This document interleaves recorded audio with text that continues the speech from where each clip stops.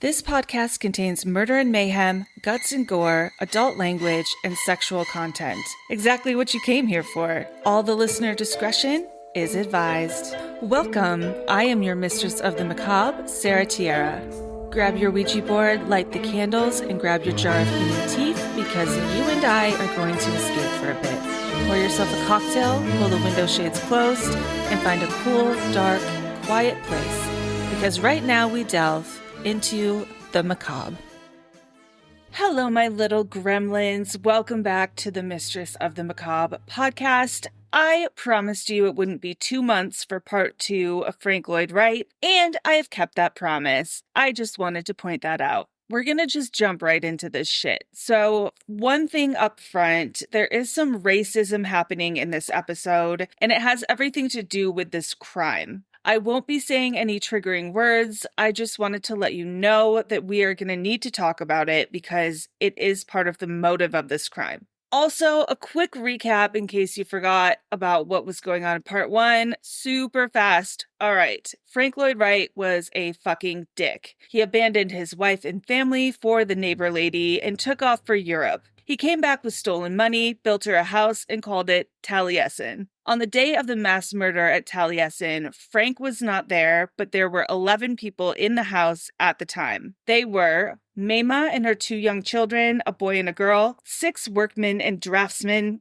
including 1 teenage boy. He was the son of one of the workmen. And 2 servants, Julian and Gertrude Carlton. Do I like the word servant? No. But is that what they were hired on as? Yes. Okay, that's the rundown. Let's jump in to the crimes. I know, last week we talked a lot about Frank. Thank fuck that's over. Now let's talk about this horrific murder spree. So if you remember, Julian and Gertrude had just started working for Frank Lloyd Wright right before this incident happened. They were the newest to the house as workers. Julian and Gertrude had been married about 2 years at this time. Before going to work for Vogelsang's father, Julian had been a porter headquartered in Chicago. After leaving Vogelsang, the couple had lived for a time in the city where Julian took on various odd jobs, some fairly demeaning work, and ended up as an assistant janitor at the Francis Willard School.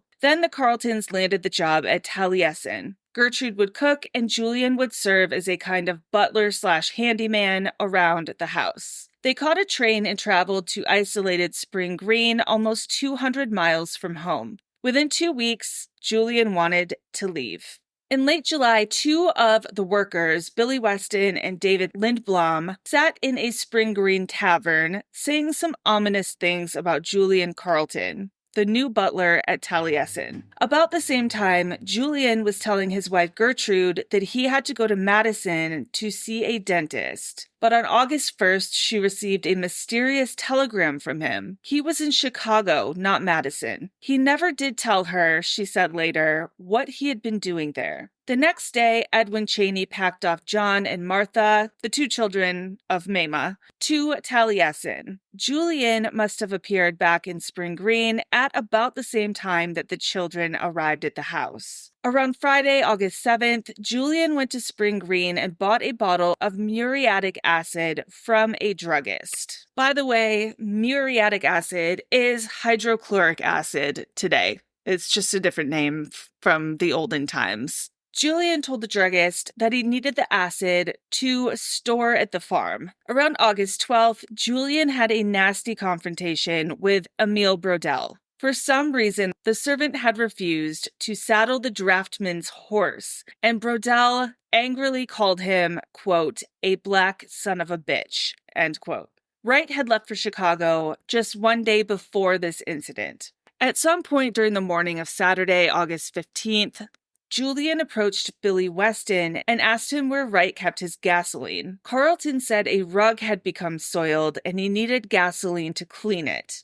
I have never cleaned anything with gasoline in my entire life, but okay, I don't know. It was different times. Maybe that's all they had. Weston told him that Wright stored a barrel of fuel in the garage for his automobile. Julian went off to fetch the gasoline. With the blazing summer sun at its highest, the Taliesin guests sat down to lunch at two separate sites, in keeping with the custom of the house. The laborers and draftsmen, Tom Brunker, Billy and his son Ernest Weston, Emil Brodell, Herbert Fritz, and David Lindblom, took their meals in the far western room of Taliesin's residential wing. It seems originally to have been intended as a sitting room for Anna. Remember that bitch? Yeah, for her. Its southwest wall had 3 low windows, a garden outside, and then a steep hill that led down over jagged rocks and through trees to a creek. There was a door near the far corner of the opposite wall, leading out onto a flagstone courtyard, from there into the gardened court. It was the only door in the room that permitted direct access to the outside. Mamah and the children, meanwhile, had seated themselves on a screened terrace just off the family dining room. From there, they could catch a cool breeze and look out on the lovely garden of the Helena Valley, cut through by the Wisconsin River. Below them was a lovely man-made pool that Frank had built. The two companies of diners, sharing the southeastern wing of the sprawling Taliesin home, were separated from each other. Mamah and the children to the east, the workmen to the west, around 80 feet away. Just to the workmen's north, Gertrude was finishing up her food preparation in the kitchen. Julian, dressed in a clean white jacket, stood stiffly on the terrace just behind Mamah, and Martha and John sat opposite sides of the small table. Julian expertly served them soup. Then, as the family bent over their bowls to eat, he produced a hand axe of a type known as a shingling hatchet and began his murderous attack. From behind, he struck Mamah first with a blow so furious it almost split her skull in two. She fell forward onto the table, her head spraying blood, and then sank slowly off her chair, finally sprawled on the flagstone floor. Carlton had already turned his attention to little John. Yeah! He killed the boy with one horrific blow to the forehead. Martha ran through the dining room and entry, over the flagstones, and into the court, which was really an extension of the driveway. It was a stunning place. On one side, a massive flower garden in full bloom, and one end a bubbling fountain, and at the other a stand of oaks. It was here that Julian caught Martha, hammering her repeatedly in the head with the gore-smeared hatchet until she collapsed. He assumed she was dead. Tragically for her, she was not. 3 miles away, little Edna Kritz had mounted her mare named Beauty to ride over to Taliesin and invite Martha and John to watch the threshing at her family's farm. It was at about this time that Gertrude hurriedly left the house, but for some reason stopping first to put on her best hat. She tried initially to escape through the basement, but encountered a door there that would not open. So instead, she dove through a window, scrambled down the hill to the road that led to Spring Green, and, like Martha before her, began to run.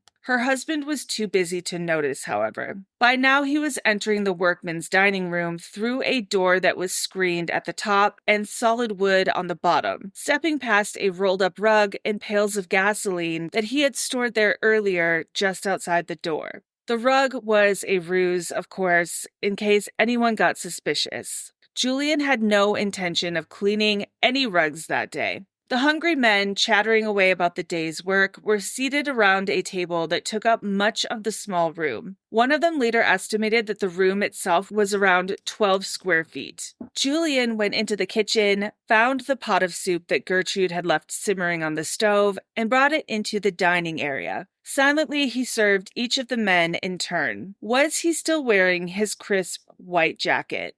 Was it spattered with blood? If so, none of the men noticed. Listen, we'll get back to the timeline of this all and the jacket. We're going through the timeline that this author thinks happened, and we'll get to what I think happened later. Then Julian left through the door to the court. As the men started to eat, he quietly bolted the door from the outside. Never good. Julian waited for just a moment at the door. He fished his pipe out of his pocket and bit down on its stem with his teeth.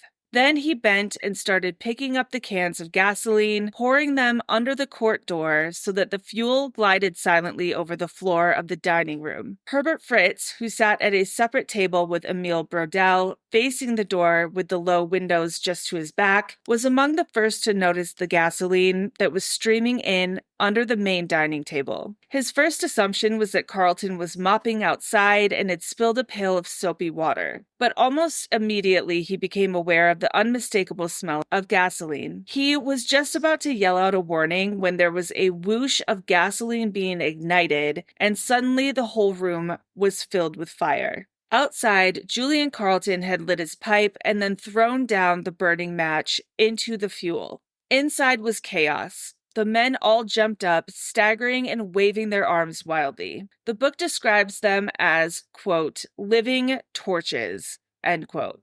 The 3 or 4 men closest to the door crashed against it, but it held. And outside Julian waited, hatchet in hand. Herbert Fritz's mind went to one thing besides escape: water. There was water down the hill in the creek. He threw his flaming body against a low window, bursting through it in a shower of glass and fire, and falling a story and a half onto the rocks below. The burned arm that absorbed the impact snapped like a dry twig, and he began to roll down the steep incline, out of control and screaming. On the other side of the house, standing murderous watch at the door, Julian Carlton felt a thrill of alarm as his plan was threatened, falling apart. Central to that plan was the idea that nobody would escape, that none should live to tell stories and lay blame. He had assumed that all the men would try to flee through the door, but he could see through the screen that Fritz had gone through a back window instead, and that Emil Brodel was now squeezing himself through that same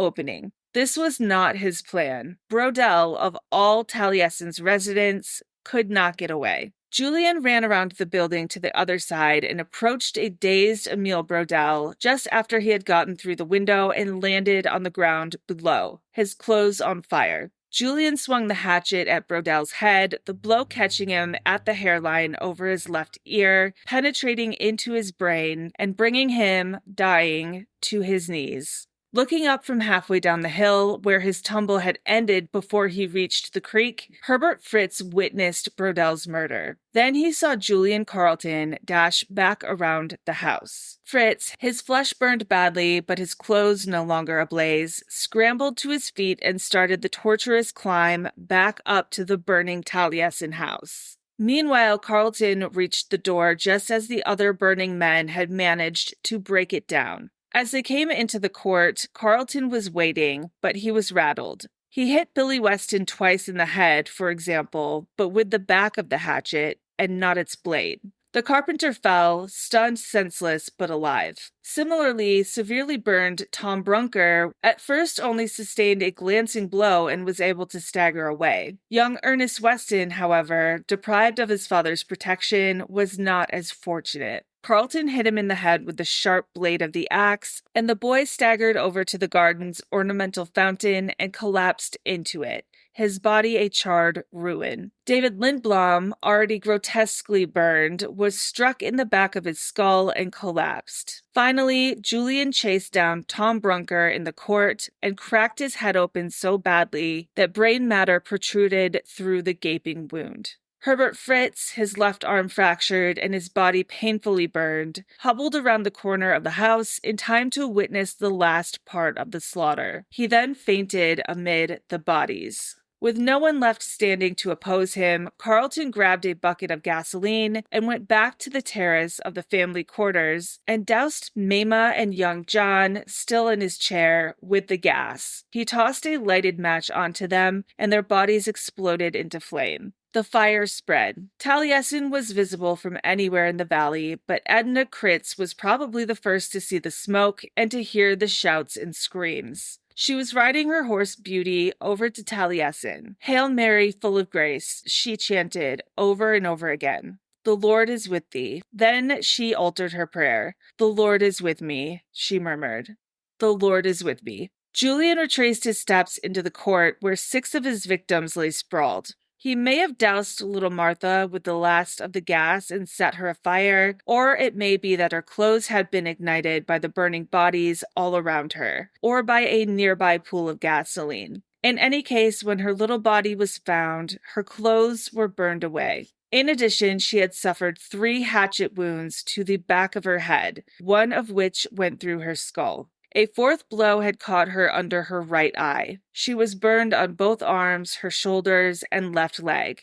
And horrifically, she was still alive. Incredibly, contemporary reports imply that all of the workers who lay strewn around the courtyard may have been alive at that moment. Most of them would die shortly, but probably only Mamah and John over in the blazing family quarters and Emil Brodel, whose smoldering body lay at the far end of the wing, were dead at this exact point in time. Even Brodel may have still been clinging, however tenuously, to life in the courtyard, not beneath the windows.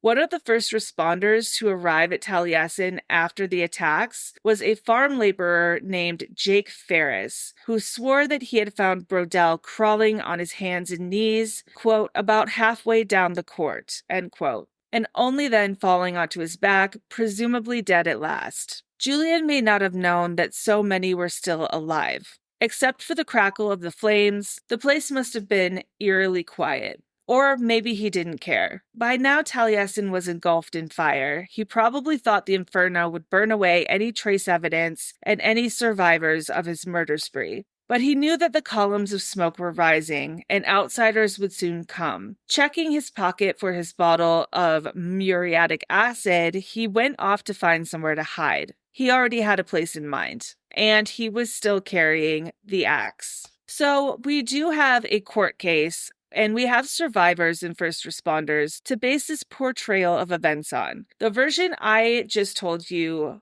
varies from versions that have been told more often. The traditional reconstruction of the crime insists on a different chronology from the one we just went over. Does it matter a ton? No. If you ask me, not really. I, having slept on this for months, definitely now think that the second version is correct. But let's real quick break down the second version of how the murders played out. Carlton first serves luncheon to the workmen and then to Mamah and the children. Next, he returns to the area of the workmen's dining room, bides his time for a while, and then seals the courtside door, pours gasoline into the room, and ignites it. While the fire roars away in the dining room and the workmen lunge desperately against the locked door, Carlton abandons that site entirely to run back to the terrace off the family quarters, where he kills Mamah and John, and he chases down Martha and assaults her in the court. Finally, he takes his stand outside the workmen's dining room door, attacking Billy and Ernest Weston and David Lindblom as they emerge from that hellhole. Rushing around to the other side of the building, he narrowly misses catching Fritz, but arrives in time to deal with Brodel, and, depending on the particular report, perhaps Brunker or the elder Weston, as they, too, seek exit through the window. Fritz, his arm broken by his fall, rolls down the forested hill and witnesses Brodel's savage murder. So a huge part of this book is the timeline. This author was like, I've done it. I have recreated the timeline and it's different than everyone else says. That is why I'm going to write this book. I don't really fucking care about the timeline that much. I just want to say that this guy is wrong. Sorry, he's just wrong. First of all, if you know anything about crimes and how they're committed, you are going to take out a room full of men before you are going to take out one woman and two children. You're going to take out the greatest threat to you first, right? That's like first and foremost. So I definitely think he locked the men in there and set them on fire and then went to kill Mamah. Also, I don't think he is serving them soup in his white jacket spattered in brain matter and they just didn't notice. I think that's stupid. Also, if the little girl is running around and being attacked and screaming, why didn't they hear that? I don't think she'd been attacked yet. I really don't. Anyway, so I think the classic retelling of how this happened is correct, and I think that this guy is incorrect. Sorry about it. Moving on. Herbert Fritz was the only survivor of the Taliesin massacre to make a substantial, detailed statement to the press. Accordingly, his eyewitness account, appearing first in the August 16th, 1914 edition of the Chicago Tribune, was transcribed on the very day of the murders and deserves to be told in full. Quote, I was eating in the small dining room off the kitchen with the other men. The room, I should say, was about 12 by 12 feet in size. There were 2 doors, one leading to the kitchen and the other opening into the court. We had just been served by Carlton, and he had left the room when we noticed something flowing under the screen door from the court. We thought it was nothing but soap suds spilled outside. The liquid ran under my chair, and I noticed the odor of gasoline. Just as I was about to remark the fact, a streak of flame shot under my chair, and it looked like the whole side of the room was on fire. All of us jumped up, and I first noticed that my clothing was on fire. The window was nearer to me than the other door, and so I jumped through it, intending to run down the hill to the creek and roll in it. It may be that the other door was locked. I don't know. I didn't think to try it. My first thought was to save myself. The window was only about a half foot from the floor and 3 feet wide, and it was the quickest way out. I plunged through and landed on the rocks outside. My arm was broken by the fall, and the flames had eaten through my clothing and were burning me. I rolled over and over down the hill toward the creek, but stopped about halfway. The fire in my clothes was out by that time, and I scrambled to my feet and was about to start back up the hill when I saw Carlton come running around the house with the hatchet in his hand and strike Brodell, who had followed me through the window. Then I saw Carlton run back around the house, and I followed in time to see him striking at the others, meaning the Westons, Lindblom, and Brunker, as they came through the door into the court. He evidently had expected us to come out that way through the courtside door, as opposed to through the windows on the other side of the room, and had been waiting there, but ran around to the side in which the window was located when he saw me and Brodell jump out. I didn't see which way Carlton went. My arm was paining me, and I was suffering terribly from the burns, and I suppose I must have lost consciousness for a few moments. I remember staggering around the corner of the house and seeing Carlton striking at the other men as they came through the door. Only Fritz and Brodell had exited through the room's window. All the other victims among the workmen were attacked as they broke through the door leading onto the court. And when I looked again, the blank had gone. I'm just going to say blank throughout the rest of this as a substitute for the word. It is an N-word. It is not the N-word, but I'm still not going to say it. So just a heads up. That's what's happening. So let's go back a little bit to poor little Martha Cheney. Her death was the most brutal of all of them, which is just heartbreaking. Jake Ferris, who was one of the first responders that I mentioned earlier, told the Weekly Home News that when he arrived on the scene shortly after the assaults, Martha had not yet fallen, but rather was still madly running around the court. Quote, all ablaze with her clothing practically burned off her body, end quote. Which, if that little girl with 4 hatchet wounds to her head and 1 in her eye, basically, and on fire is still alive and running around, I do think that that supports that Mamah and the kids were attacked secondarily after the fire was set. I don't think she could have survived long enough to have been attacked first at the beginning of all of this. Again, doesn't matter 110 years later, not that much, to be honest. But it is a heartbreaking piece of information of what that little girl went through. So why did this happen? Both surviving witnesses pointed to Julian Carlton as the sole perpetrator of the horror. His own wife said the same thing, and it is very likely that Carlton himself admitted his guilt from the start. Before they succumbed, both David Lindblom and Tom Brunker named Carlton as the killer. Carlton did it. But could Gertrude Carlton have been involved? Shortly after the murders, a party of motorists found Julian's wife hiding in a bush off the side of the road in Spring Green. She was dressed in a white blouse, blue skirt, and had her best fancy hat on. Okay, queen. She was taken to a jail in Spring Green on Saturday, spent the night there, and the next day was transferred to the Iowa County Jail in Dodgeville. For a short time, local press reports indicate that she was under suspicion, and in fact, she was detained as a material witness with a $2,500 bond. But nothing came of this. After spending 2 weeks in jail, consistently maintaining her innocence, renouncing all past ties to Julian, and providing some fairly useful comments to the police and press, she was released on the morning of Saturday, August 29th. Quote, as a witness only against her husband, she would not have to testify, and holding her in jail here would only be further cost to the county, end quote, reported the Dodgeville Chronicle. Deputies put her on a Chicago-bound train. She had $7 in her pocket, the same amount, oddly enough, that Frank Lloyd Wright had on him when he left Wisconsin for Chicago back in 1887. Once she boards that train, Gertrude vanishes from the historical record. We know nothing of her thereafter. And while the logistics of the Taliesin murders might be simplified by arguing the cooperation of an accomplice, there is no evidence that she directly participated in the crimes. It is possible that Gertrude knew more than she told the police, however. That would reflect a natural, even necessary defense mechanism as a Black woman caught up alone and abandoned in a rural white crime.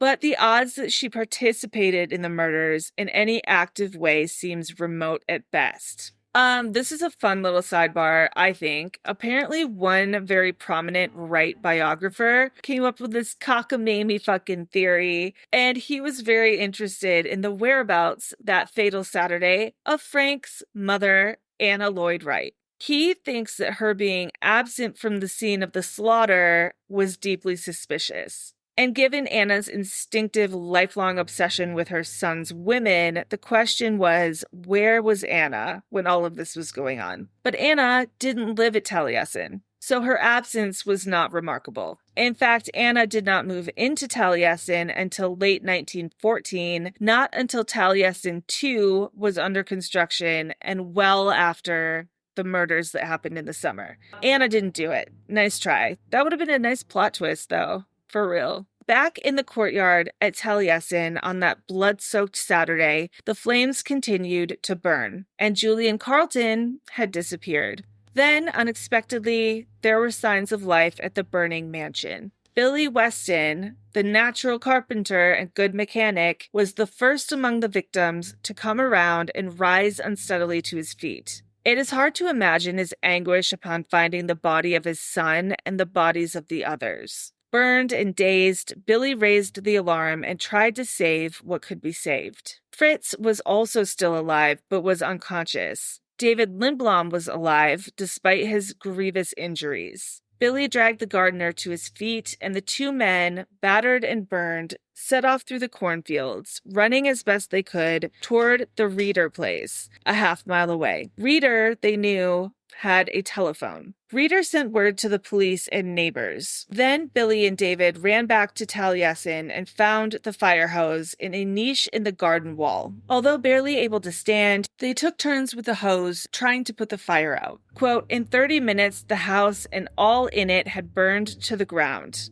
end quote, Wright said later. Then neighboring farmers and their wives and children joined them. First by the dozens, and then, as reports reached more distant fields and villages, by the hundreds, perhaps as many as 700. They filled the road, and many of them were armed with rifles. Attendants came swiftly from the hillside home school to help.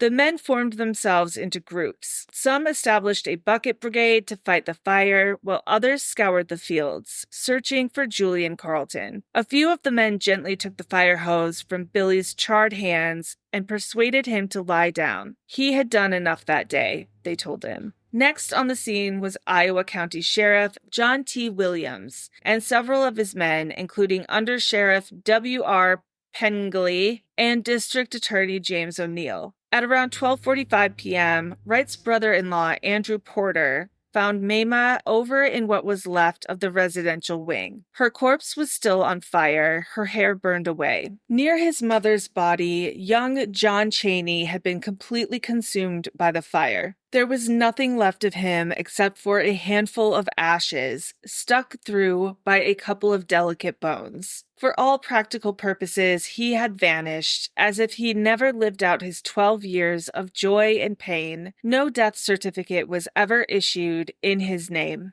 Around an hour after the fire first broke out, young Edna Kritz finally rode Beauty onto the grounds of Taliesin. She dismounted and walked over to the big three-hearted oak where she and Martha had liked to play dolls. She saw the flames leaping and heard the cries of the men, quote, in sooty, bloodied clothes, their faces sweat-striped masks barely recognizable, end quote. She said that later. She goes on to write about this traumatic fucking incident, and that was one of the things she had to say. Unfortunately, little Edna had ended up in the courtyard. That is not Martha, she screamed in her mind, even as she recognized, quote, the September sapphire ring on the swollen hand, end quote, of her butchered friend. Martha's burned lips seemed silently to mouth Edna's name. In a poem she wrote years later called A Summer Day That Changed the World, Edna speaks of her subsequent feverish nightmares, in which she would dream of, quote, Julian,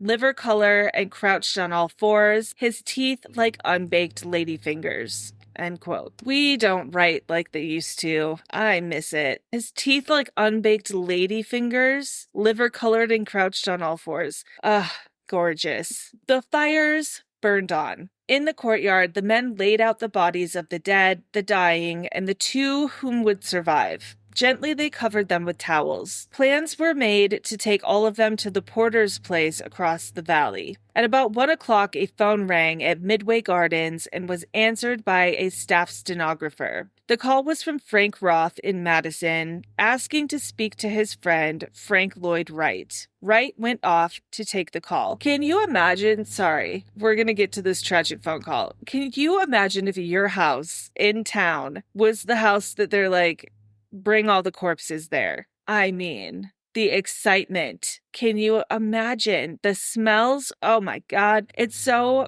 crazy to think of olden times when there's like no police and there's no medical examiner's office and there's no fire trucks. It's just like townspeople lugging corpses into the neighbor's house. Put them all in there. We'll figure it out later. That shit's crazy to me. Okay, anyways, this is really tragic. I mean, Frank is a fucking dick, but this is really sad. So Frank is going to receive the worst call of his entire life. His son, John Sandwich.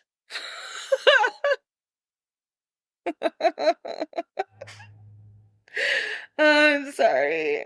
We need a little bit of levity because this shit is pretty brutal, but Frank Lloyd Wright's son's name is not John Sandwich. In case you were wondering. No, it's just a lack of a comma. Okay, get it together, Sarah. It's not that funny. It's pretty funny, though. Okay, so John Sandwich was holding a sandwich in one hand. He had a paintbrush in the other and was busily at work on a mural that was to decorate a tavern wall. And that is a tavern at Midway Gardens. He and his father had been sleeping the last 3 or 4 nights on a pile of wood shavings and working furiously during the day to whip the gardens into its final shape. Wright returned unnoticed to the room where John was working. John recalled later that a strange, unnatural silence had abruptly filled the room, followed by sounds of labored breathing and a groan. John looked down at his father. His face had gone white, and he was leaning on the table for support. What happened, Dad? John, Wright said, Taliesin is on fire. Mamah, the children, the students, what if they're hurt? Why did I leave them today? Then his voice broke. John immediately summoned a taxi. The two of them picked up Sherman Booth, Frank's attorney, and headed at once for the railway station. I mean, we think it's sus if you immediately go to a scene with an attorney, right? But also, like, your billion-dollar house is on fire, you're probably going to need a lawyer. And we all know that Frank didn't do anything. At the train station counter, they learned that the next train to Spring Green would not depart until early evening and that it would take hours to reach its destination. And then the unthinkable. There on the platform, suitcase in hand, and waiting patiently for the same train was Edwin fucking Cheney. Remember, that's Mamah's husband. Or was Mamah's husband. There was nothing left to do but approach each other and shake hands. Edwin shook the hand of the man who had run off with his wife and whose house she and his children lay murdered in. This handshake cemented the two men, John thought, in a close bond of grief-stricken, mute understanding. As the train pulled in, reporters began to descend on Wright and Cheney. Alarmed, John shoved the two men into the same compartment. As the train left the station, headed north into the waning day. John seemed a bit surprised that Edwin had nothing to say to Frank throughout the long, slow trip. I don't know why he would be surprised. Edwin doesn't talk. Everyone knows that, okay? It's not surprising. He's not going to say anything to you. It's okay. Leave the man alone. By mid-afternoon, poor, sweet little Martha Cheney and Ernest Weston were finally released from their agony at around 3 o'clock. By the next day, Billy Weston was allowed to go home, but he was still too injured to attend his own son's funeral. Over at Taliesin, the fire had finally been put out, but 2/3 of the house, including the entire residential wing, lay in smoldering ashes. Taliesin had been destroyed in 3 brutally short hours. They were still, at this point in time, searching for Julian Carleton. Around 5:30 p.m., one of the searchers, Charles Burdell, thought to look in the furnace. Lo and behold, there was Carleton, crouched on all fours. How'd she know? My God, Edna wrote about that. Maybe she read it in the paper. I don't know. It's eerie to me, though. I love Edna. She's insightful. Okay, so Carleton is hunkered down in the furnace on all fours like a fucking animal. And then Charles, the person that found him, this is just some dude named Charles. Charles is like, what the fuck? What am I supposed to do now? I found him, but like, what do I do? So he just took off running. Like, great job. I mean, Carleton could just run away. I don't know. It's just like not well thought out at all. So he just ran away and then he went and told the sheriff. He's like, yeah, I found him in the furnace. Carleton, instead of just hightailing his fucking ass out of there like I would have done, he just sat put and waited for the sheriff to come get him. But he had done one interesting thing, and that was to down his bottle of hydrochloric acid. When exactly he swallowed it is unknown, but it seems likely that he waited until he was found and then drank it all because he's like, well, now I'm fucked. Speculation at the time was that Carleton had hoped to avoid both the fire and detection in the boiler, and then he was going to escape the scene once night had fallen. Williams yanked Carleton from his hiding place. Carleton was only half conscious. He moaned in pain. According to most accounts, he still gripped the hatchet, crusted with gore. Williams wrestled it away from him. The only thing Carleton said at that moment was acid. Word that the murderer had been found was already getting out to the angry crowd. Remember the hundreds of people that swarmed to this awful scene? Yeah, they're fucking pissed. Men, of course, grabbed their rifles, and some of them made the unfortunate choice of grabbing ropes. Yeah, you know what I'm saying. Threats were yelled into the air, and they turned into a literal lynch mob. They better let me live, Carleton said, if they expect to find out something. Williams understood that he had a dangerous situation on his hands, and he took action. He had a police car brought around the back of the building, and then he and his deputies dragged Carleton through a rear window near the car. Shoving Carleton into the vehicle, Williams tried to drive away from Taliesin with his prisoner. Immediately, however, he found himself blocked in by 3 carloads of volatile men. They brandished their guns and rope, demanding that Williams stop and turn Carleton over to them. The sheriff coolly pulled his service revolver and pointed it in their direction. After a moment of hesitation, the cars reluctantly moved aside, and Williams, his gun still drawn, floored it past them. According to many accounts, the vigilantes followed the speeding patrol car for several miles before finally giving up the chase. Carleton was safe for now. Deputies even gave him some milk for his throat and whiskey for his pain. I want milk for my throat and whiskey for my pain. That sounds nice. At Taliesin, 6 armed men were put on patrol around the ruined house to guard against looters. Jenny Porter, Wright's sister, was informed of the murders at Taliesin and could not bring herself to believe the story. She said, quote, "Carleton was such a mild-mannered man," end quote. When the news reached Lake Delavan, the parents of Verna Ross Orndorff, the little girl whose father had forbidden her to go to Taliesin that Saturday, were stunned with both horror and relief. Chicago Tribune reporters were informing Herb Fritz's parents that their son had conducted himself in all ways as a hero. His mother had already received a telegram from him. Quote, "Dear mother, our house burned. Am all right. Don't worry. Herbert." End quote. I mean, the lack of drama, the stoicism. What is it like to be a person like that? I don't have any idea. I wouldn't know. That ain't me, but goddamn, it's interesting. Iowa County District Attorney James E. O'Neill was summoned to hold a coroner's inquest, and the finding was predictable. The victims had met violent death at the hands of one Julian Carlton. At 10:10 p.m., the train with Wright and the others reached Madison, where his sister Jenny awaited him. Wright's son John said, quote, "I have often tried to erase from my mind the anguish that was on Dad's face in that feebly lighted compartment when he learned the ghastly details from the reporters and heard them shouted from the throats of newsboys along the way. Taliesin burning to the ground, 7 slain." End quote. Frank had said nothing the entire trip, pulling an Edwin for fucking once, shutting his goddamn mouth. When he finally arrived at the Spring Green station around midnight, however, Frank did give a brief statement to reporters and law enforcement officials. Quote, "The Carltons, Julian and his wife, were the best servants I've ever seen. The wife cooked and Julian was a general handyman. They were Cuban blanks, and Julian especially seemed to have an intelligence above the average and a good education for one of his class. They had not been engaged permanently and were to have quit our employ today. The train would have reached Chicago shortly after 1 o'clock, and he was to have visited my offices to get his wages. 3 days ago, when I last saw him, he seemed perfectly normal. He must have lost his mind, and yet I cannot believe that the news is true. The telegram I received, signed MBB, gives me hope."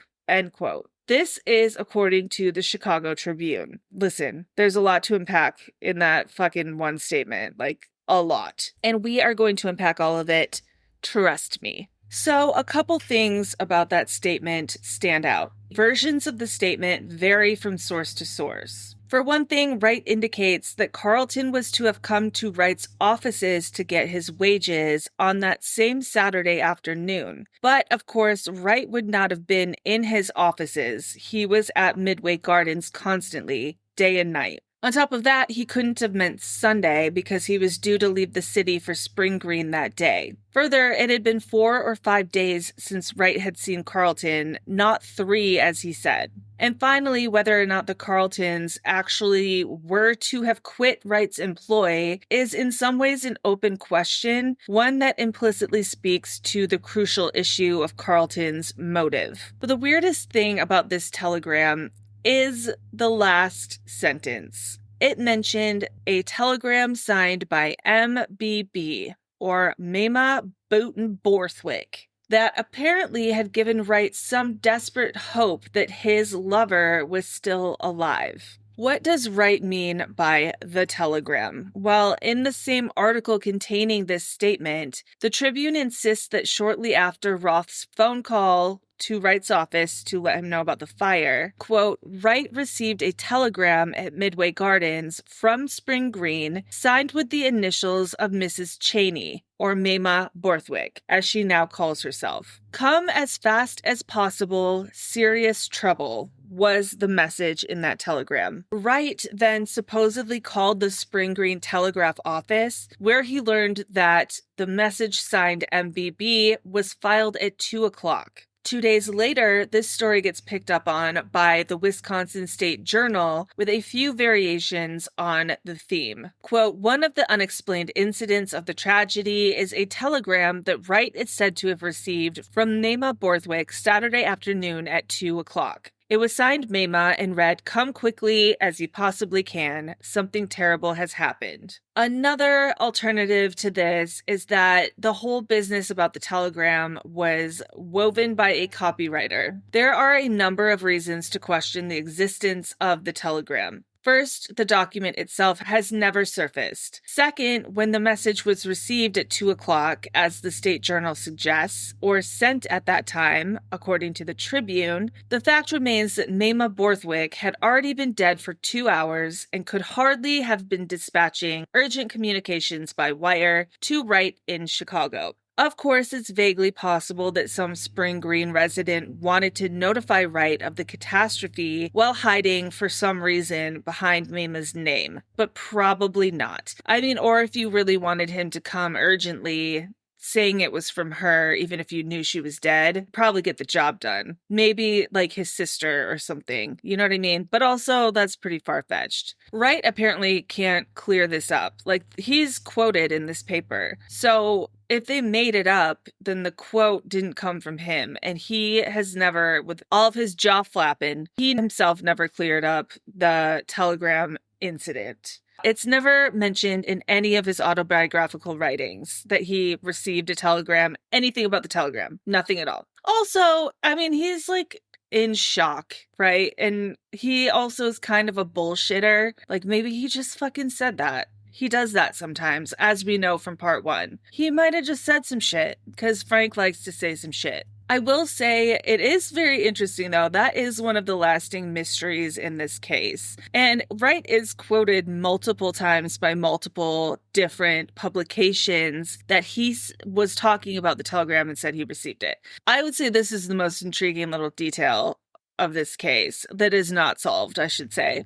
Besides motive, which we're about to solve. At this point, Frank is at the train station and the entire fucking town is also there waiting for him, along with all of the press in the entire world. His lawyer is like, let's get the fuck out of here, and he takes him by car to the house. Wright first caught a glimpse of what he later called, quote, a scene of devastating horror, end quote.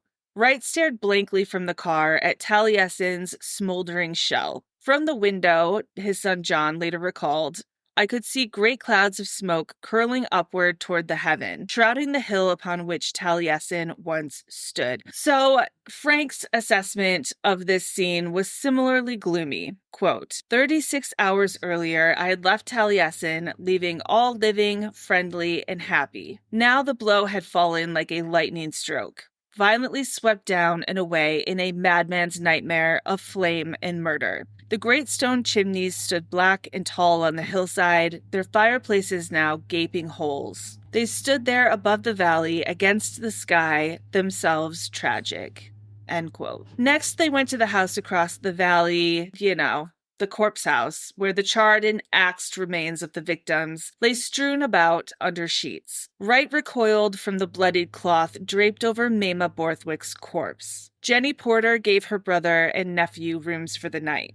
The next day at breakfast, Frank went over to Taliesin to survey the damage by daylight. Wright was trailed by a Chicago Tribune reporter who watched the architect sift through the ruins of his dreams, what the reporter would call his inventory of loss.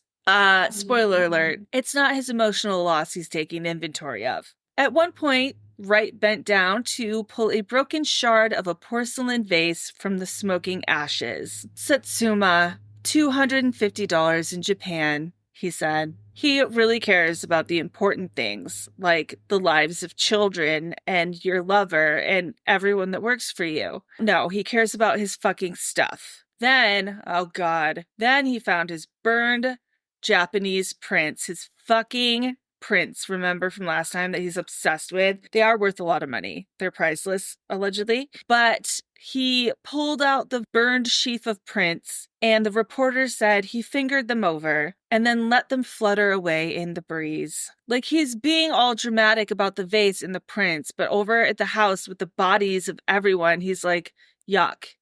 I hate this man. Okay, the Tribune reporter did manage to garner a few stray remarks from the stunned and otherwise mute Wright. Quote, I will rebuild it all, every line of it, as it was before. This is home. End quote. A broken dahlia stem at the edge of a flower border attracted his attention. He lifted the crushed flower and pinched the earth around it, trying to give it a new lease on life. He cast a glance at the ugly, rust-red stains in the courtyard and walked away. One of Frank's sister's children, Frances Inglis, was in the kitchen at the back of the house where the bodies were, helping the women to clean. A man came in carrying a large wash basin covered with a piece of cloth. "Where do you want to put this?" he asked Frances. She asked him what it was. "Well," the man replied, "it's what's left of the little girl, one of the kids." The time had come for Wright and Cheney to take their final farewells. Edwin said,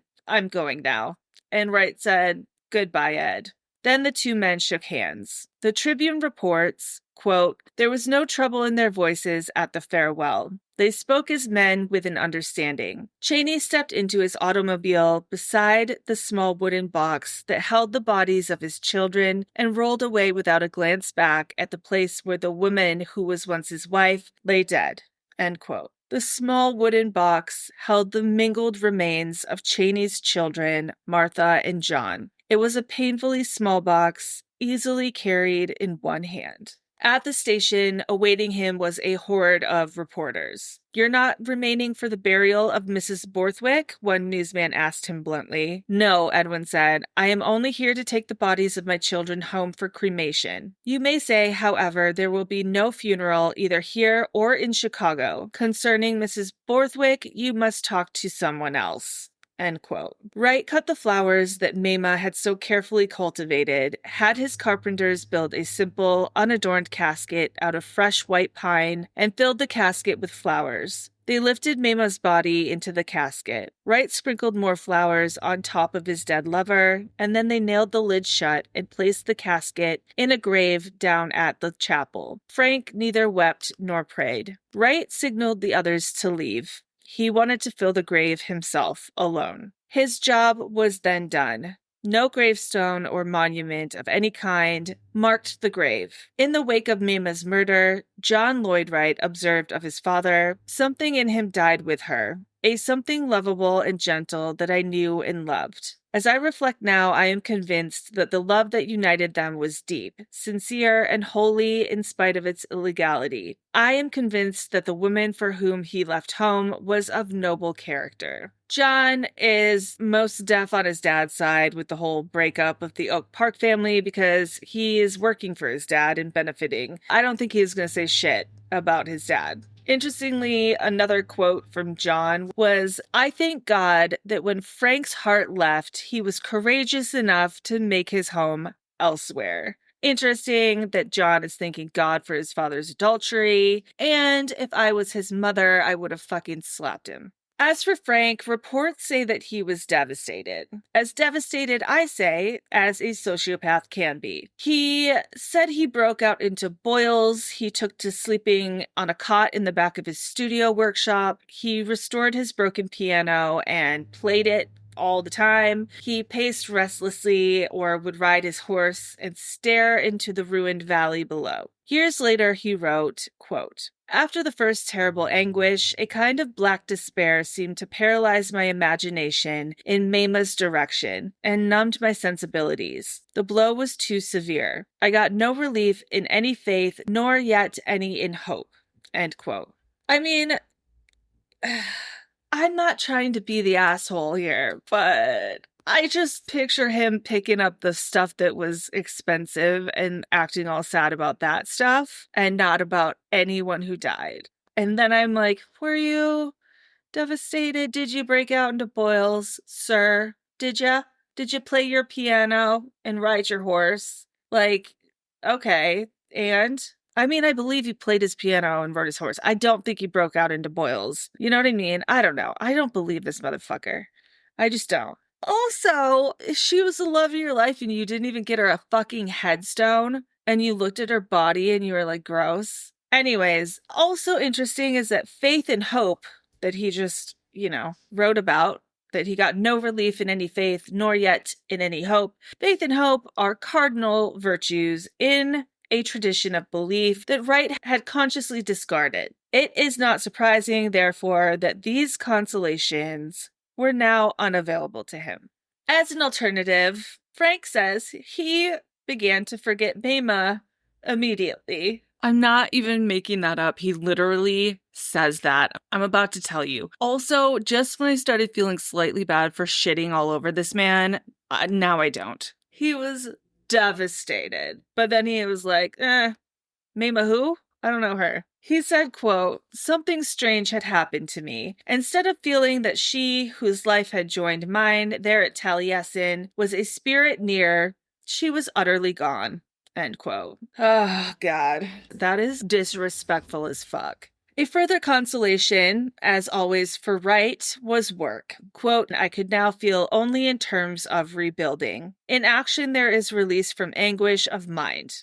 End quote. Of course, many among the press and clergy immediately began to portray Wright's tragedy as a moral lesson. We knew this was coming. God has striketh, right, with a madman instead of lightning, but that works too. We know this is some fucking bullshit and that none of those people died because of an affair, but, you know, it's 1920s Christian land, and that is where they're going to go immediately, and they're going to go there hard. As one newspaper puts it, when Taliesin was burned in 1914, many felt that a holy vengeance was being levied upon Wright. The fact that he was living not with his wife, but with his client, Mamah Borthwick Cheney, and that her 2 children visiting her at Taliesin were slain with her, was further fuel for some neighbors and the press to point to him and accuse him of receiving punishment for his life and lifestyle. Not surprisingly, Wright doesn't take this well, because Wright is always right, and he does what he likes to do, which is run his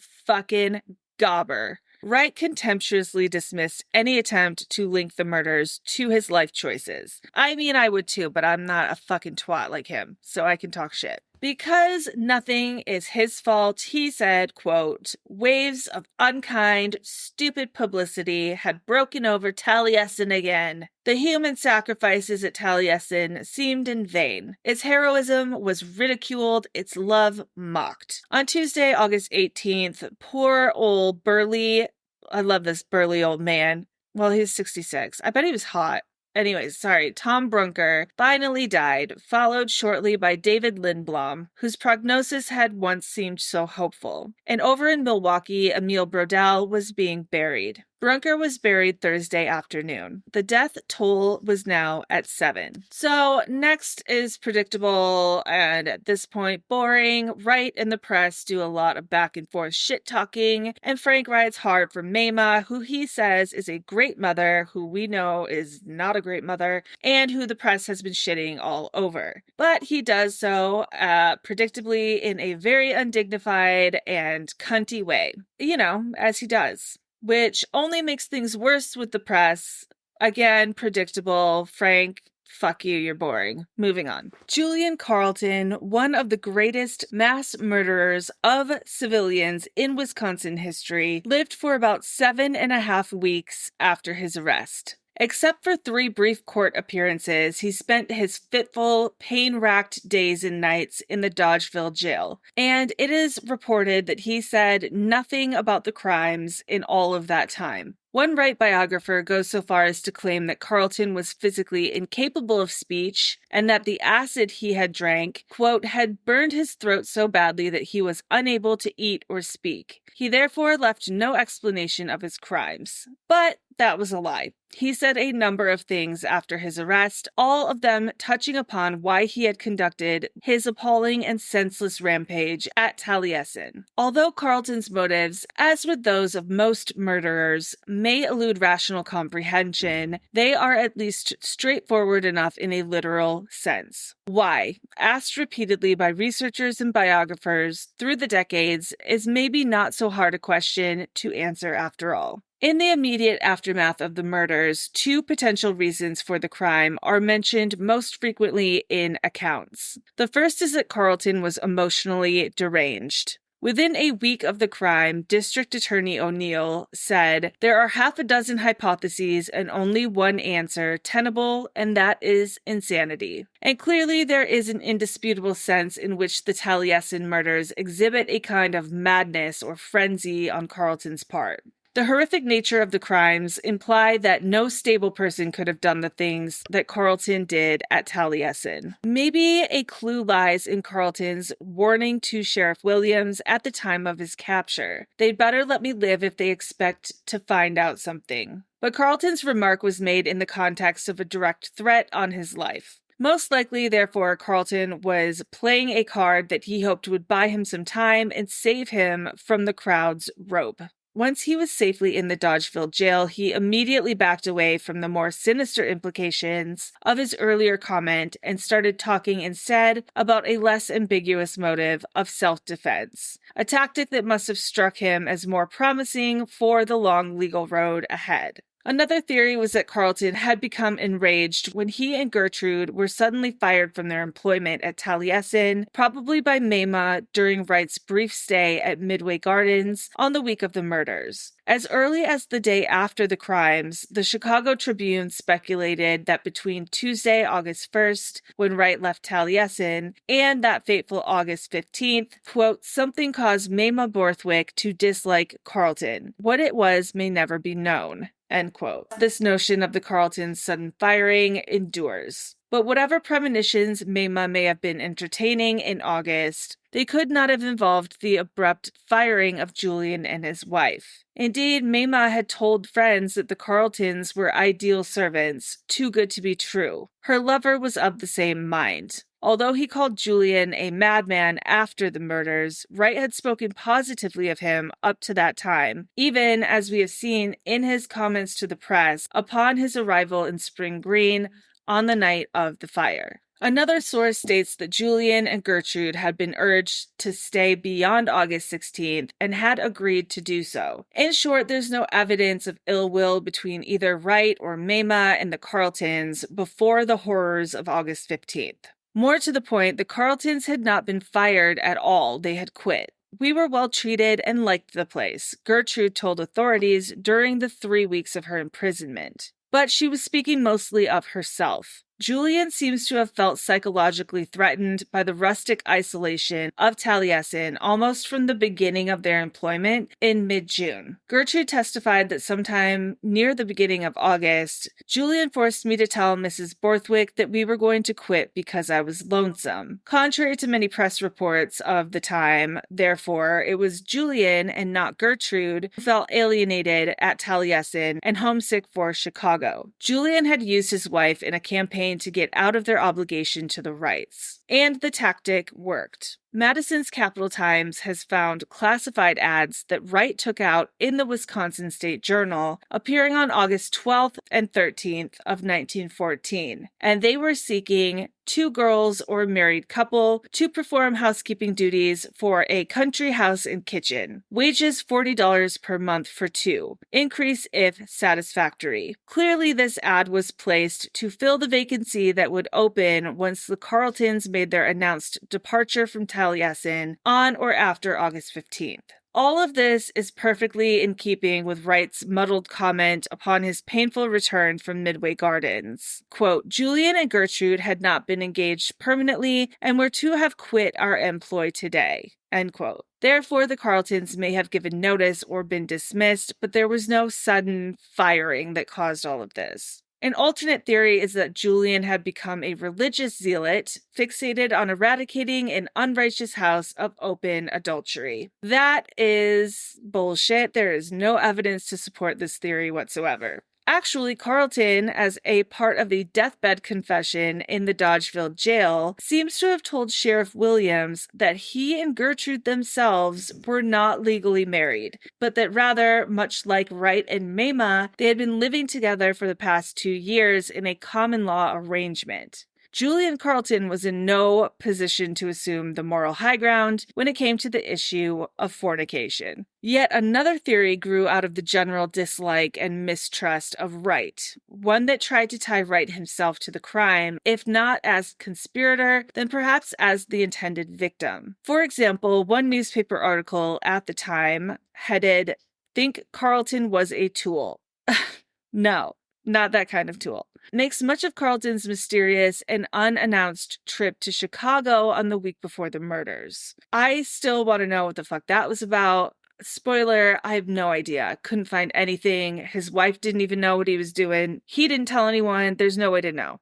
But I really do want to know. Anyways, this article, Think Carlton Was a Tool, says, quote, whether Julian Carlton, while insane, was alone responsible for the awful crime, or whether the blank cook was the tool of enemies of Frank Lloyd Wright, is a question that is puzzling authorities here in Dodgeville. End quote. One more theory is that Carlton was having financial problems with Wright.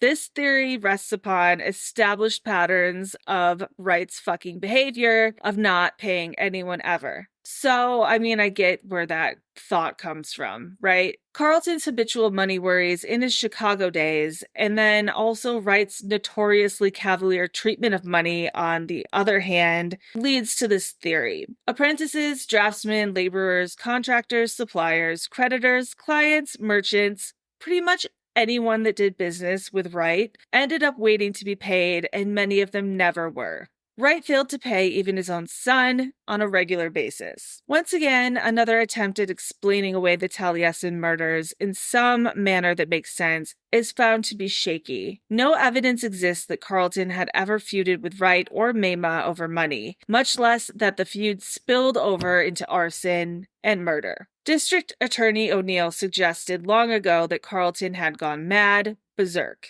This is not to suggest the fact of Carlton's insanity struck everyone as an open and shut matter at the time. A reporter wrote, quote, the idea that he was actually mad seemed unbelievable, radically out of character to nearly all who were acquainted with him. End quote. John Vogelsang, the Chicago restaurateur and caterer who had referred Carlton to Wright and called him an excellent and honest workman, remarked defensively after the murders that the butler was highly thought of by my father. He was a good, honest servant and seemed rational at all times. Similarly, Jenny Porter, Wright's sister, could not at first bring herself to believe that the mild-mannered Carlton was a mass killer, declaring the whole idea an absurd mistake. Again, both Wright and Mamah had praised Carlton, emphasizing his education and self-evident intelligence. The arresting deputies who accompanied Carlton on the car ride from Taliesin to Dodgeville later testified that the prisoner talked intelligently to them.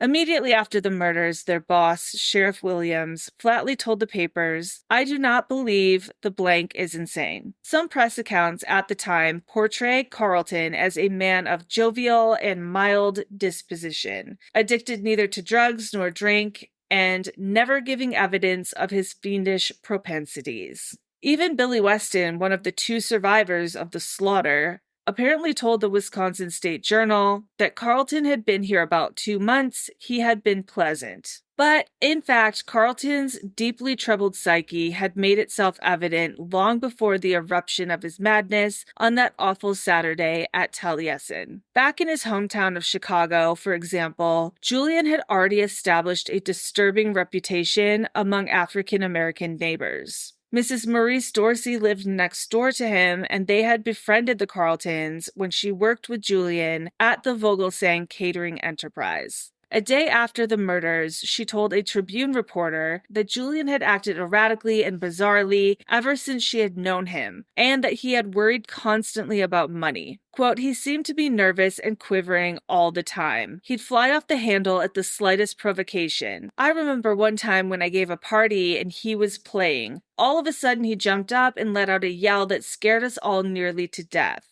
All of the women started to run out, thinking he had gone crazy. But then he sat down, trembling, and mumbled a few words of apology. His mind always seemed to be wandering away from what he was doing, and what little talking he did was about his poor circumstances and how afraid he was that he wasn't going to get along financially.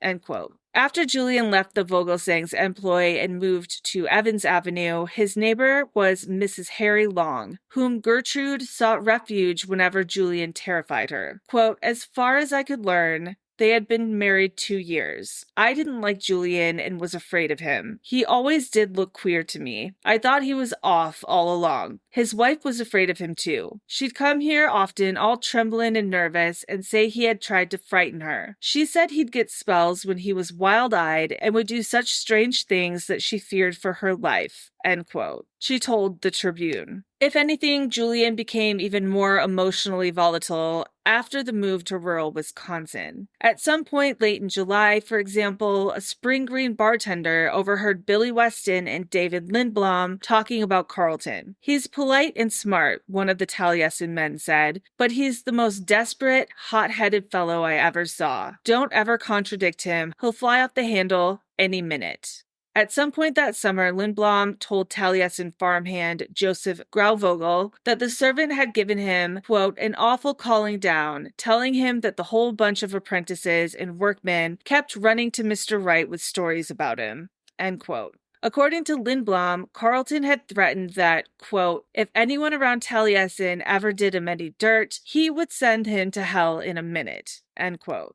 Further, Grauvogel told the Weekly Home News that the night before the murders, Carlton had entered Lindblom's room, quote, "with a large butcher knife in his hand," end quote. Carlton, Grauvogel, and Lindblom, quote, talked for a while and then Carlton left, end quote. And as we've seen, Carlton, probably on August 13th, 2 days before the murders, had a confrontation with draftsman Emile Brodel, during which Brodel called him a black son of a bitch. It is likely that the two had subsequent arguments that ended with Brodel's striking Carlton. So while Wright and Mamah may have thought well of Julian, it's clear that he had been disliked and mistrusted by most of the Taliesin staff from the start of his service there. Of course, the person who knew Carlton the best was Gertrude. And in all of her statements, she's adamantly consistent in her depiction of him as utterly deranged. Quote, "My husband had the notion that he was being pursued. He recently got to waking me up in the night in our quarters in the bungalow to listen for noises. They're trying to get me," he kept saying. Then sometimes he would choke me and threaten to knock my brains out. He took that hatchet to bed with him. 2 weeks ago, he forced me to tell Mrs. Borthwick that we were going to quit because I was lonesome. Then a week ago, he kept saying he was going to Madison to see a dentist. The next day I got a message from him in Chicago, but he would not tell me why he was there. Saturday, he served lunch and went into the court with a pail of gasoline. I saw him start to dip a rug in the gasoline. Then he struck a match and lighted his pipe.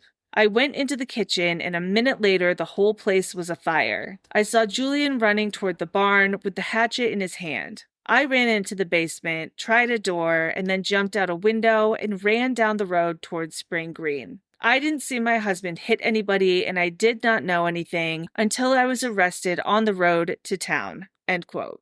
Apparently, during testimony, Gertrude said Julian had, quote, "hallucinations of persecution, which drove him to frequent threats of violence," and to the fact that her husband had been entertaining queer notions for several days prior to Saturday. According to Gertrude, Julian kept insisting that certain people were picking on him. "Sometimes at night I would start up suddenly to find Julian sitting at the window, staring into the darkness with wakeful eyes." Gertrude's testimony is at least consistent in tone with that of the day of the murders. Quote, "I don't know what took him. This noon he was all upset. The last I seen, he was running around the house acting crazy and talking about killing folks," end quote. The conclusion to be drawn remains the same, namely that Julian Carlton's most intimate companion considered him psychotically paranoid, and, at least on one occasion, an outright madman. And while Sheriff Williams expressed confidence in the prisoner's sanity, he might have changed his mind when, on Wednesday, August 26th, Carlton attacked him in the corridor of the jail, throwing first a drinking cup and then a pail containing water at the lawman. It took 2 deputies to wrestle Carlton back into his cell. In his 3 brief appearances before the bar of Iowa Court Justice, Carlton certainly struck most as obviously unbalanced. Justice of the Peace Thomas H. Arthur advised that Carlton's condition was such as to make it almost impossible to produce him in court. In response, Dr. Wallace G. Lincoln was dispatched to Carlton's cell and, after examining the murderer, apparently informed him that he would die from the acid he had swallowed. Confronted with this unhappy news, Carlton, by one report, offered the doctor an unsolicited, spontaneous confession, declaring, that he had planned the murders, had secreted a bundle of clothing in nearby woods, and intended to escape. But men came running from the whole neighborhood so fast that he did not have time to get away. He hid in the big heating plant boiler for hours, but finally concluded that escape was impossible. So he drank the acid and gave himself up.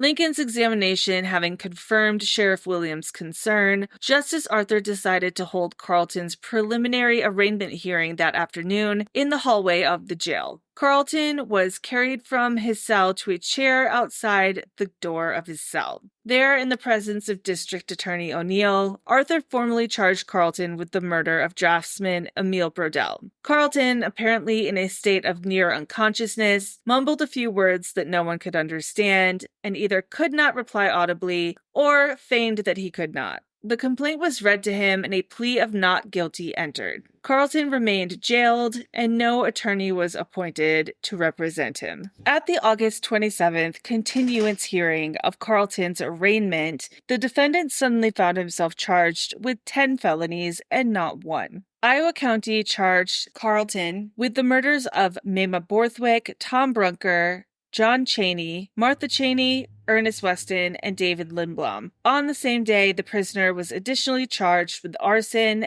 and with assaults upon Billy Weston and Herbert Fritz with a dangerous weapon. In cases of multiple homicide, it's common for the state to limit the initial charge against the defendant. Prosecutor O'Neill accurately sensed that Brodel's murder presented him with his best, most transparently provable case. He could count, for example, on the eyewitness testimony of survivor Herb Fritz, who claimed to have seen Carlton hatchet Brodel to death beneath the dining room's rear window. While all this is going on, some dude named Harper Harrison somehow had gained entry into Carlton's jail cell, possibly as a part-time Sauk County deputy. Harrison informed the packed courtroom that Carlton, when pressed for a reason for the crimes, had told him that Brodel had grossly insulted him during a confrontation on August 13th and had actually struck him during another altercation the following day. It was at that point Carlton allegedly told Harrison that he made up his mind that he would get Brodel. Carlton then said that he had killed Mamah Borthwick only because he mistook her for a man who had come to Brodel's aid.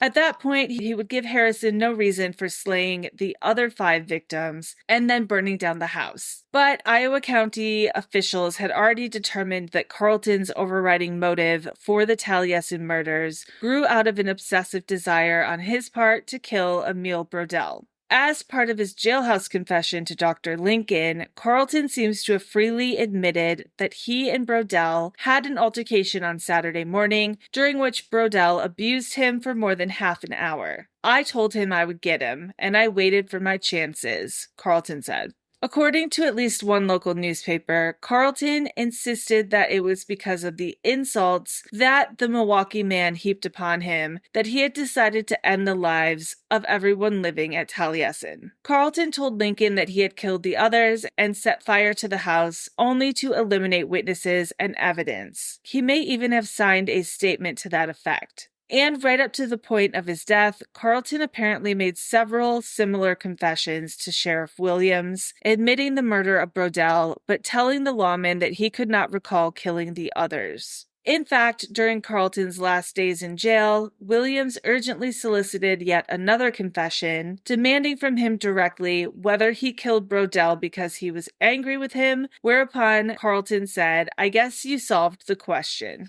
Sometimes Carlton offered variations on this established theme, suggesting, for example, that he had acted in self-defense out of fear of Brodel and the others. "They all opposed upon me," Carlton whined. "They were all picking on me and I had to fight for my life. I took the acid and tried to burn myself up in the furnace." According to Spring Green's weekly newspaper, Carlton claimed that in wielding the deadly hatchet, he had acted in self-defense, admitting that he had struck Brodel, but that it was while defending himself from the men who, he said, had attacked him. The fire, Carlton said, was an accident and was caused by his lighting a pipe while cleaning a rug with gasoline. But despite Carlton's differing and often contradictory statements, a common thread evolves from them, in keeping with the confessions he previously made to Harrison, Lincoln, and Williams. namely that Carlton had one main target on that day, and that was Milwaukee draftsman Emil Brodell. And this fact, often overlooked in reviews of the Taliesin murders, is important. Okay, we've only got a couple more little things to wrap up here. Finally is the trial. I don't give a shit about trials, so I'll give you the highlights. Carlton has to be carried in. He is on a stretcher. He is dying. And they spell out all 10 charges against him. They're going for it all at once. The press reported that Carlton pretended to be insane during the hearing, but this man is dying of acid. Like, he is completely fucked. I don't think he's pretending anything. They had a bunch of witnesses, including the 2 survivors. The sheriff testified about his statements of guilt. The doctor that got a statement of guilt also testified. Carlton is still pleading not guilty. Oh, I like this quote, so I'll tell you this. During the entire testimony from all of the witnesses, Carlton, quote, sat at a small table, eating in turn from some bananas and apples, which had been given him, and toying with a glass of water. He seemed to pay no special attention to the proceedings, end quote. Another account says Carlton, quote, incessantly chewed orange peel and made faces, end quote, which incensed the residents that were attending the hearing. People were like, this dude is fucking crazy. This guy's not okay. But as I pointed out, this man is dying. It's amazing he's not dead already. Apparently, in court, he kept slipping off of his chair and being propped back up like a Weekend at Bernie's fucking skit. Finally, they laid him on a cot. They were just like, fuck it. He was led back to his jail cell, and within a week, he was dead. At 1 p.m. on Wednesday, October 7th, Carlton finally succumbed to his injuries, and there was not much left of him. His body weight had shrunk to about 90 pounds. The reaction of the local press was irritated. Case in point, blank slayer succeeds in starving self, was one of the headlines. The official cause of death was recorded as starvation following attempt at suicide with hydrochloric acid poisoning.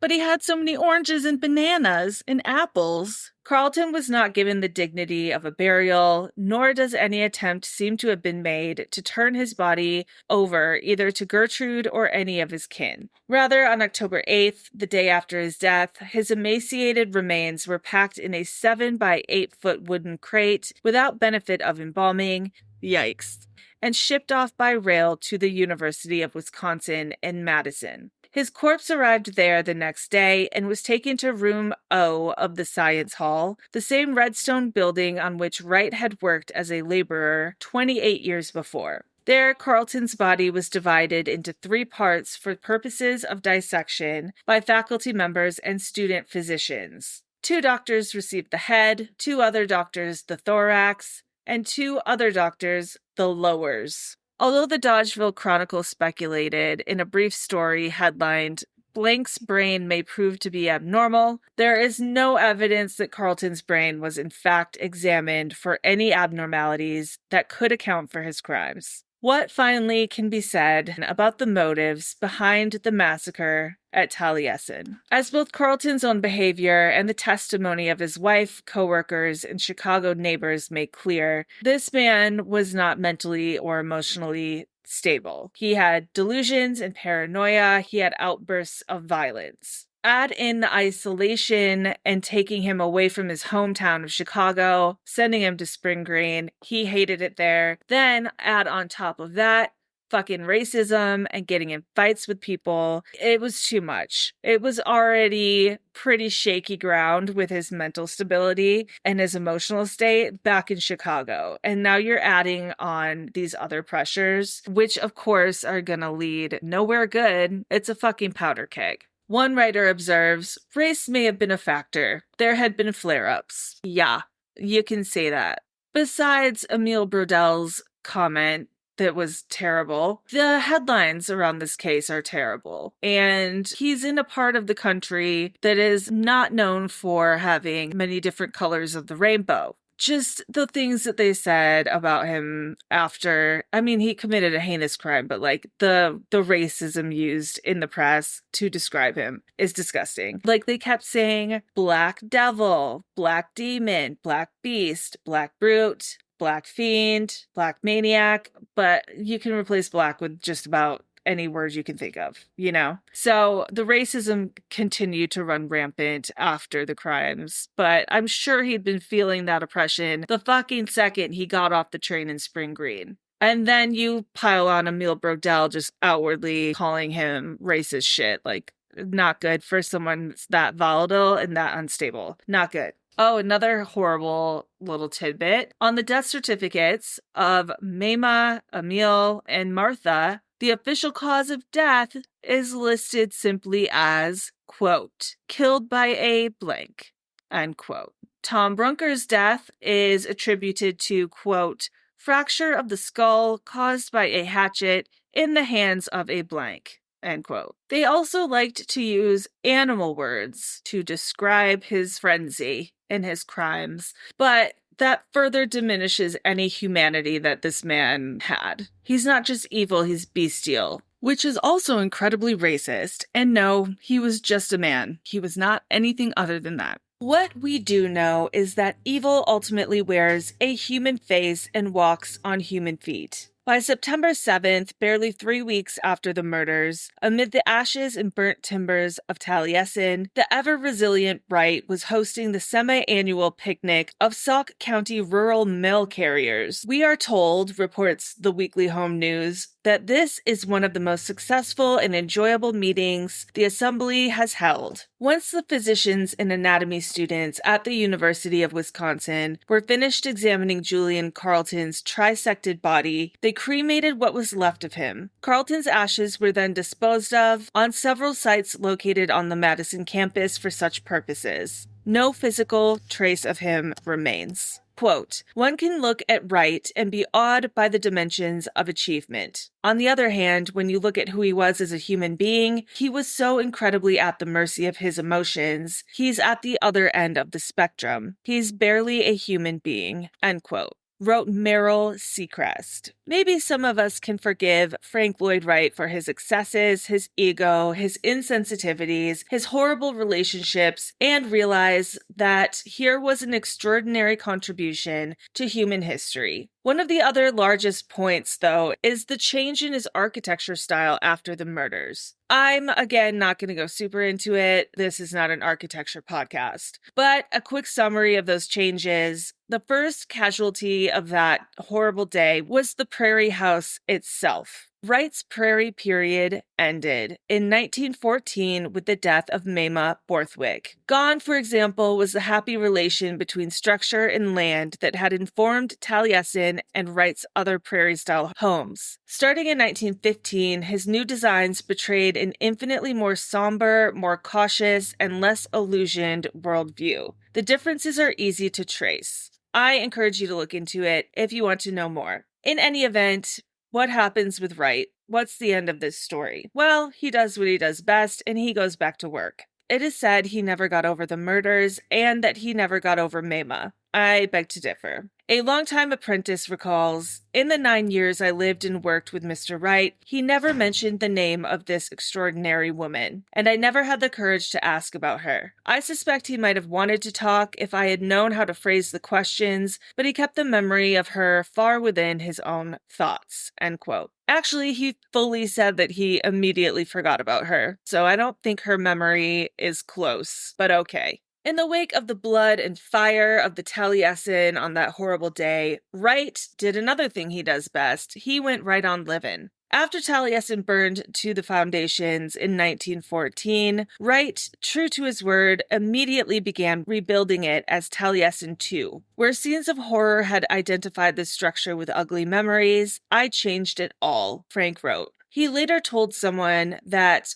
God was testing his character by burning his house, but approving his work by letting the studio stand. So God is not testing anything by killing your lover and her children and 8 more people, but God was testing your character by the burning of a house. Okay, Frank, it's just the gymnastics, the moral, ethical, ego-driven gymnastics of his brain. I can't keep up with it. I can't understand it. Like, I'm done with it. I can't. There is now a new deep enemy of the pod, and that is Frank Lloyd Wright. Okay, so the result of, him going back to work was Taliesin 2. And that is a house that tourists still visit today. And one of them was me, back when I gave a shit about Frank Lloyd Wright. Wright endured and achieved mighty things for 45 years after the fire at Taliesin and the murders of 1914. An interesting tidbit about his post-murder life is Miriam Noel. Yeah, there's more lady drama. Are you kidding me? You thought he was done with lady drama? Okay, so he meets this chick, Miriam Noel. This divorced sculptress of uncertain history showed up at his Chicago studio in December 1914, having written him a sympathy note after the murders. Ballsy of her. She had seen troubles of her own, her note said. Among the troubles she failed to mention was that she was delusional and a morphine addict. Surviving photos of her are not flattering, but she must have been impressive in person. That first day, she plopped herself down on the other side of Wright's desk. "How do you like me?" she candidly asked. "I've never seen anyone like you," Wright candidly replied. Within days, they were fucking. And by the following August, a year after Mamah's murder, she was living at Taliesin. She called Wright the Lord of my waking dreams. That is why he likes her. Finally, a woman to worship him and call him the Lord of their waking dreams. Gross. For the next 15 years, this woman, Miriam, made Frank's life a living hell. You go, girl. There was a brush with a prosecution for white slavery. There were foreclosures, lawsuits, arrests, and endless battles. She threatened Wright with a knife, then with a gun. Wright, in turn, probably beat her. Perhaps her chief sin in Wright's eyes was that she refused to be happy at Taliesin. He had at least one chance to rid himself of what he called his entanglement with her, but he failed to seize it. Instead, he married her in November of 1923, exactly 1 year after he finally acquired a divorce from Catherine. Remember Kitty? Yeah, Kitty. She really held out not giving him a divorce. 10 years? Girlfriend, let it go. Move on. Get some new dick. Sorry about it. Get that settlement. Let's go. The ceremony took place on a bridge spanning the Wisconsin River. Within 6 months, Miriam had left him. In 1925, he filed for divorce. He then took up with another woman, the dark and beautiful Olgivanna. And when Miriam Noel learned of Olgivanna, she dragged out the divorce proceedings for an extra 2 turbulent years. She then tried to get both Wright and his new partner arrested. She then filed a $100,000 lawsuit against Olgivanna, charging alienation of affection. Spring Green was scandalized by Frank's personal life yet again, and yet again, he took to composing defensive apologies for the readers of the Weekly Home News. One of Noel's most disturbing tactics during this tumultuous time was her threat to reopen an investigation into the 1914 fire and murders. Racked by neuroses and drug addiction, Miriam Noel died in Milwaukee in January of 1930. But even in death, she continued to open warfare against Wright. The executors of her minuscule estate had him arrested for a $7,000 trust deficiency. One thing that Miriam Noel Wright succeeded in where both Catherine and Mamah had miserably failed, she had defeated Anna. Wright's aged mother had uncharacteristically warmed to Miriam at first, but then Anna wrote,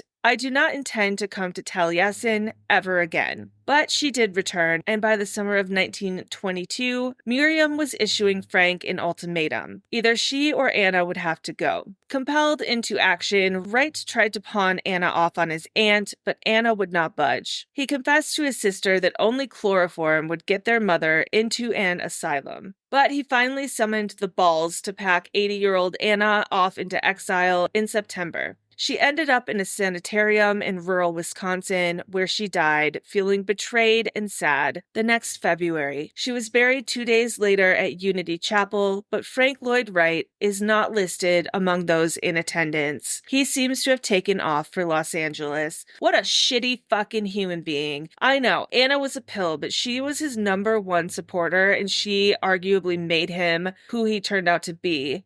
And to just pack her off to a sanitarium and not go to her funeral? Like, what a fucking narcissistic, egotistical, fucking emotionless piece of shit. The long, bitter saga of Anna Lloyd Wright had finally ended. Having lost one family to the murders at Taliesin, Edwin Cheney immediately began another one with his new wife, Elsie. He's the comeback king. They had 3 children, and Edwin thrived. He died in St. Louis after a long, productive, and prosperous life. Frank had been working on a building and opening a school for years at this point.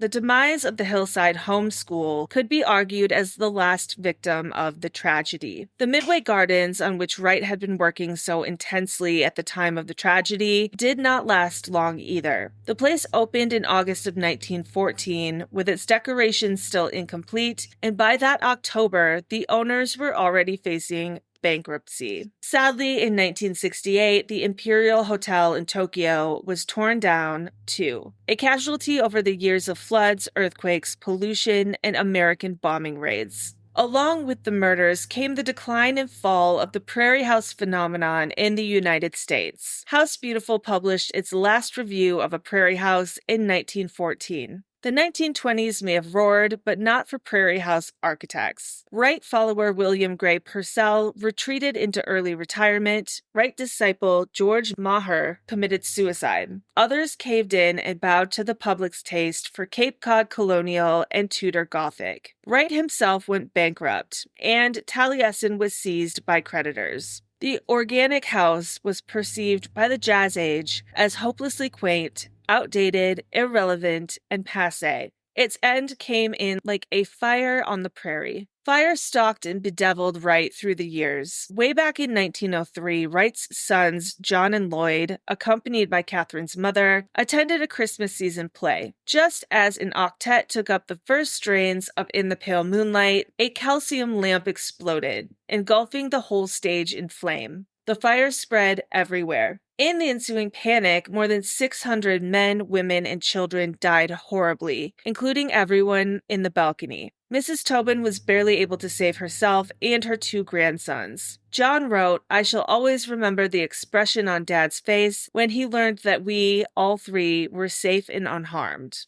Then came the Taliesin fires in 1914 and again in 1925. Wright was there for the second one and did his best to put it out himself. "I was smoking on the roofs," he said, "feet burned, lungs seared, hair and eyebrows gone, thunder rolling as the lightning flashed over the lurid scene." Much of Taliesin was again burned down. After that fire, one employee of Wright said, "We apprentices shared Mr. Wright's fear of fire. We were repeatedly instructed in what to do should one start. The exterior dinner bell would be rung constantly, and a bucket brigade was immediately put into action." Turns out that brigade was needed when, in 1932, a fire broke out within a 2x4 stud wall in the apprentices' quarters at Taliesin. The fire was quickly extinguished, but the experience confirmed Wright's suspicion that a hollow stud wall was the invention of the devil, and he determined never to design such a wall again. Later, Wright himself accidentally burned down the south wing of the theater at Hillside when he set a brush fire too close to the building. And an explosion in a gasoline drum burned the roof off the garage at Taliesin. Something always happens in the country,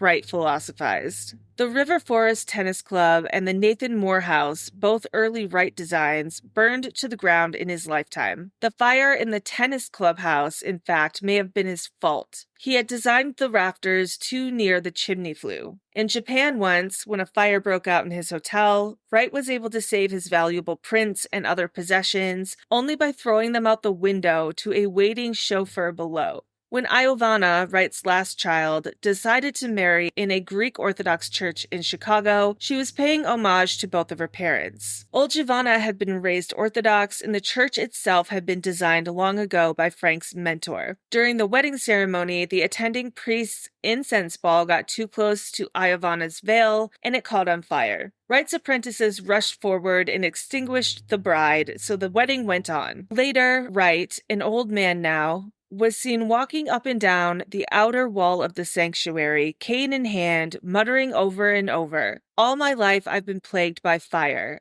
All my life I've been plagued by fire." Wright was powerless to avoid one last confrontation with fire. He died quietly in his sleep at his Scottsdale hospital on April 9, 1959. Just 15 days before, on March 24th, his first wife, Kitty, the once golden girl who waited for him so long, had died in a Santa Monica sanitarium, where she had been cared for since suffering a fall 10 years earlier. The next day, son David, who had been at her bedside until the end, brought the news to Wright. It would have been Kitty's 88th birthday. Wright's eyes watered. "Why didn't you tell me as soon as you knew?" he demanded. "Why should I have bothered?" David asked. "You never gave a goddamn for her when she was alive." Wright had never lost his interest in Mamah, however. In a funeral that eerily mirrored Mamah's own some 45 years before, Wright was buried beside her back in the valley at Unity Chapel. Like her, he was carried to the grave by a horse-drawn wagon strewn with flowers. He was finally with Mamah again, on the hallowed grounds of the Taliesin. His grave is still there today.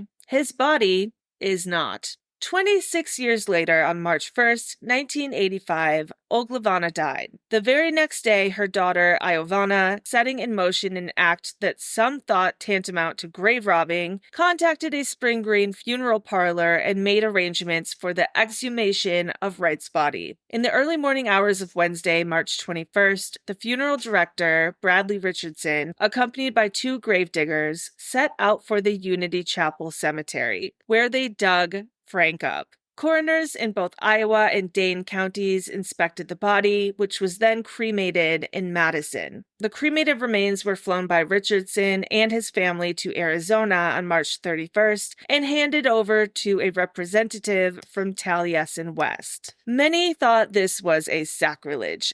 Basically, listen, this bitch is being petty.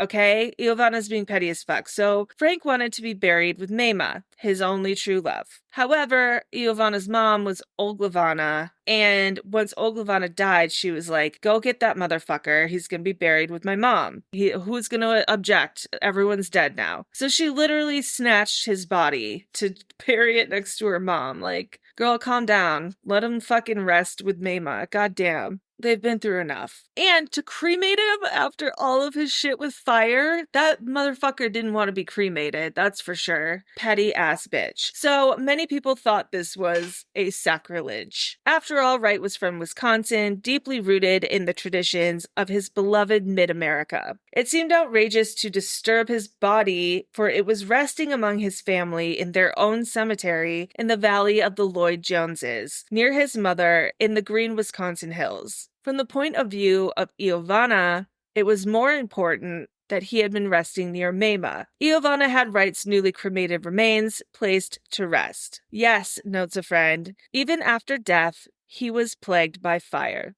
And that, my friends, is the absolute saga of Frank Lloyd Wright. Isn't that a crazy case? Aren't you shocked that nobody seems to talk about this or know about it? It's wild. I do feel like all the mysteries are solved here, and we can put this whole thing to rest. Why did Frank leave his entire family? Because he fucking could, and he wanted to. Why did the murders happen? I think it's very clear. Violent temper plus mentally unstable plus racism equals powder keg. My other takeaway is that Martha Cheney's death is horrific.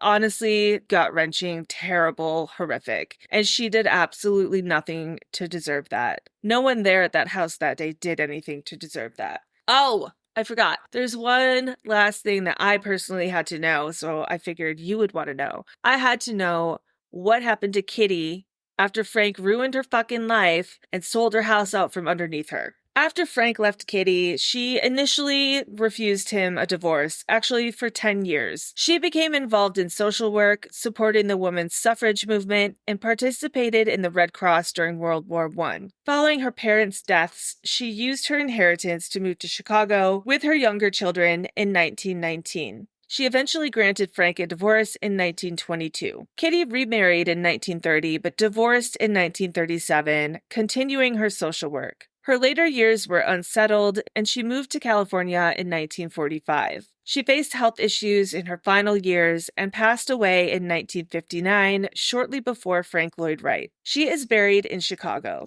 Well, fuck me. I had to look it up, didn't I? I was like, this bitch, here's what I wanted to happen. Let him have the divorce, get a fat settlement.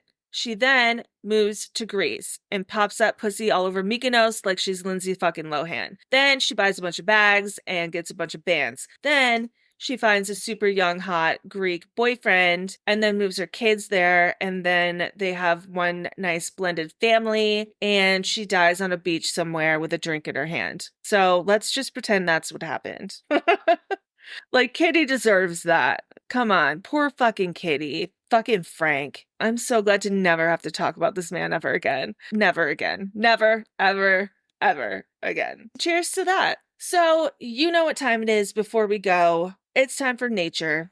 It's fucking cool. Today, we are going to talk about the unicorn mantis. In Brazil's Atlantic forest, a coastal woodland even more ancient than the Amazon, unicorns lurk. The forests have some of the highest levels of biodiversity in the world, and that includes a vast variety of praying mantises, such as unicorn mantises. These creatures have mysterious horn-like structures that project from their heads to look like a single spire, hence their common name. Though there are several described species, many remain unknown. On a series of recent trips to explore this wilderness, a group of researchers with a nonprofit called Progetto Mantis discovered somewhere between 5 and 7 new species of praying mantises. The team happened upon a stunning unicorn just before Christmas in 2017. Inside a park northeast of Rio de Janeiro. While light trapping, which involves luring insects at night with brilliant illumination, the researchers found a hand-sized unicorn mantis with a prominent horn and metallic red limbs. Leonardo Lana, the team leader for this expedition, which by the way was funded by National Geographic, said, quote,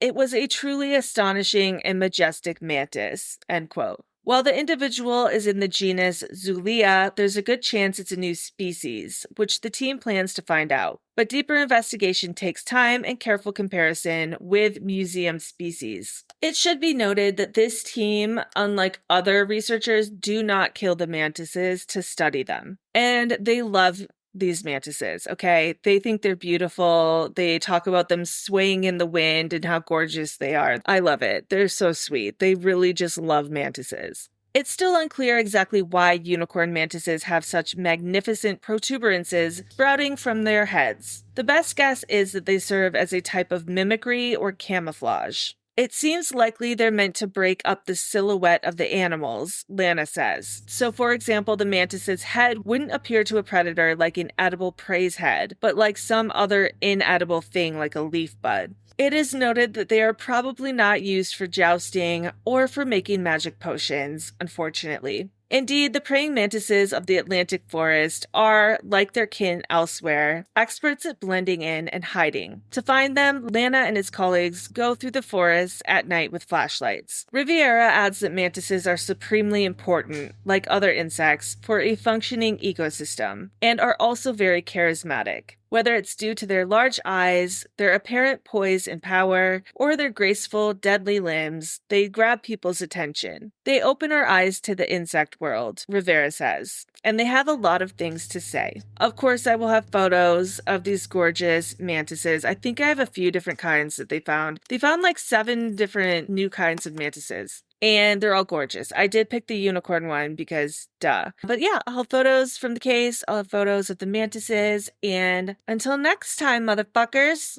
don't be a dick like Frank Lloyd Wright. Okay, bye. Full source notes are available at mistressofthemacablepodcast.com, as well as photos pertaining to each episode. Follow along on Instagram for all the insane and gory photos at Mistress of the Macabre Podcast. Please leave a 5-star rating and review wherever you get your podcasts. It really helps the show grow, and I will love you forever. And tell a friend, if you even have any. Bonus content is available at patreon.com or on Apple Podcast subscriptions. I'm just one young teenage girl writing, researching, producing, editing, and recording the show. Your support goes a long way. If you have topic ideas, questions, comments, animal facts, or unsettling stories you'd like to share, email me at mistressofthemacablepodcast@gmail.com.